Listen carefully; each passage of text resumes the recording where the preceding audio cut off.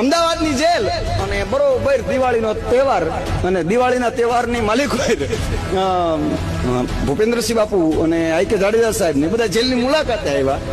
એટલે હારે મીડિયા વાળા આવ્યા, કારણ કે બધા કેદીઓને સુધારવાનું અભિયાન ચાલુ હતું, સુધારવાનું એક અભિયાન ચાલુ હતું.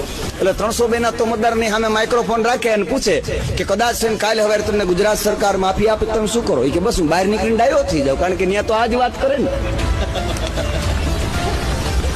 પછી અલગ અલગ કલમ વાળાને બધા પૂછતા હતા, એટલે બધા ડાય વાતો કરતા હતા, કારણ કે જેલમાં હતા. હલવાણેલો સિંહે હારું બોલે. એમાં પાસા વાળાને પૂછવાનું હતું, તો અમારા ખરાડી સાહેબ સુપ્રિન્ટેન્ડર હતા, કે ભાઈ અમારા દરબાર રહ્યા ને મહીપતસિંહ, ઈ પાસામાં જ છે, એમને જ પૂછો ને. એટલે મારી આમ માઇક્રોફોન રાખ્યું, મને કે મહીપતસિંહભાઈ, ગુજરાત સરકાર છે પાસા એટલા માટે થઈને કરે છે કે તમે બહાર નીકળી અને ગેરકાનૂની પ્રવૃત્તિ ન કરો. તો આના માટે તમારું મંતવ્ય શું કહે છે? મેં તો હાવ ખોટી વાત છે. તો મને કે કેમ?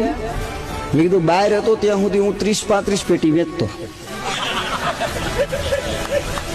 અહીંયા આવ્યો ને ખટારા વાળાનો કોન્ટેક્ટ થઈ ગયો.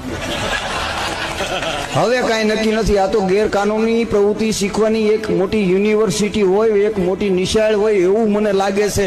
ઓલા મીડિયા વાળા કે કટ કટ કટ.